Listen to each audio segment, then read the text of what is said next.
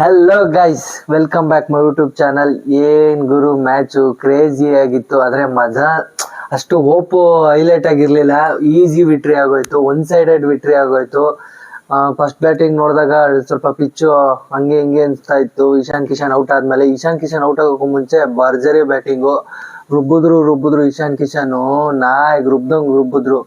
ಏನ್ರಿ ಅವರು ಪಿಚ್ನ ರುಬ್ಬಾಕ್ಬಿಟ್ರು. ಬೇರೆಯವರೆಲ್ಲ ತಡ್ಕಾಡ್ತಾ ಇದ್ರೆ ಇಶಾನ್ ಕಿಶನ್ ಒಬ್ಬರೇ ಅಲ್ಟಿಯಾಗಿ ಈಸಿಯಾಗಿ ಬ್ಯಾಟಿಂಗ್ ಆಡಿದ್ದು, ಚಿಂದಿಯಾಗಿ ಆಡಿದ್ರು. ಇವತ್ತಿನ ಸ್ಕೋರ್ ಹೈಲೈಟ್ಸ್ ನೋಡ್ಬೇಕು ಅಂದ್ರೆ 175 ರನ್ ಇಂಡಿಯಾದವ್ರು ಹೊಡೆದಿದ್ರು. ಅದ್ರಲ್ಲಿ ಹೈಯೆಸ್ಟ್ ರನ್ ಬಂದ್ಬಿಟ್ಟು ಇಶಾನ್ ಕಿಶನ್ ಆಗಿದ್ರು. ಅದು ಬಿಟ್ರೆ ನಮ್ಮ ಸೂರ್ಯಕುಮಾರ್ ಯಾದವ್ ಎಷ್ಟು ಹೊಡೆದ್ರು, 32 ರನ್ ಏನೋ ಹೊಡೆದ್ರು. ಅದು ಬಿಟ್ರೆ ಇನ್ನು ಅಷ್ಟು ಹೇಳ್ಕೊಳ್ಳೋ ಅಂತ ಬ್ಯಾಟ್ಸ್ಮನ್ ಯಾರು ಆಡ್ಲಿಲ್ಲ. ಒಳ್ಳೆ ಬ್ಯಾಟಿಂಗ್ ಆಡ್ದ ಮತ್ತೆ ಇಶಾನ್ ಕಿಶನ್. ಸೂರ್ಯ ಸ್ವಲ್ಪ ಹಂಗೆ ಹಿಂಗೆ ಆಡಿದ್ರು ಭರ್ಜರಿ ಬ್ಯಾಟಿಂಗು. 175 ರನ್ ಮಾಡಿದ್ರು. 176 ರನ್ ಟಾರ್ಗೆಟ್ ಇತ್ತು.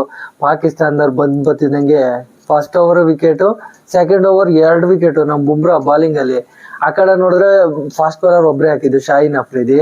ನಮ್ಮ ಕಡೆ ಫಾಸ್ಟ್ ಬಾಲರೇ 2 ವಿಕೆಟು ಮತ್ತೆ 1 wicket Hardik Pandya. 3 wicket total 2 ಓವರಲ್ಲೇ ತೆಗೆದ್ಬಿಟ್ರು. ಇನ್ ಸ್ಪಿನ್ನರು ಹಾಕಿದ್ರು. ಮಾಡ್ದವ್ರೆಲ್ಲ ಇವತ್ತು 2 ವಿಕೆಟ್ ತಗೊಂಡವ್ರೆ. ತಿಲಕ್ ವರ್ಮಾ, ಕುಲ್ದೀಪ್ ಯಾದವ್ ಮಾತ್ರ ಒಂದೊಂದೇ ವಿಕೆಟ್.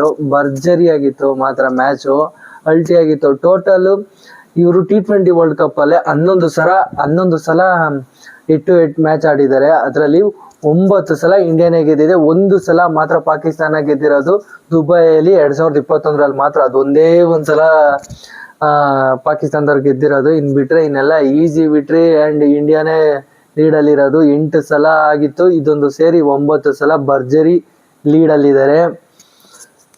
ಈ ವಿಡಿಯೋ ನಿಮ್ಗೆ ಇಷ್ಟ ಆಗಿದ್ರೆ ಕಮೆಂಟ್ ಮಾಡಿ, ಶೇರ್ ಮಾಡಿ. Thank you so much. ಇನ್ನೊಂದು ಏನಂದ್ರೆ ಸೂಪರ್ 8ಗೆ ಇಂಡಿಯಾ ಕ್ವಾಲಿಫೈ ಆಗಿದೆ. ನೆಕ್ಸ್ಟ್ ಬರುವ ದಿನಗಳಲ್ಲಿ ಸೆಮಿಫೈನಲ್ ಹೋಗ್ಲಿ, ಕಪ್ಪು ಗೆಲ್ಲಿ ಅಂತ ಆಶಿಸೋಣ. Thank you so much. ಈ ವಿಡಿಯೋ ನಿಮ್ಗೆ ಇಷ್ಟ ಆಗಿದ್ರೆ ಲೈಕ್ ಮಾಡಿ, ಸಪೋರ್ಟ್ ಮಾಡಿ. Thank you so much.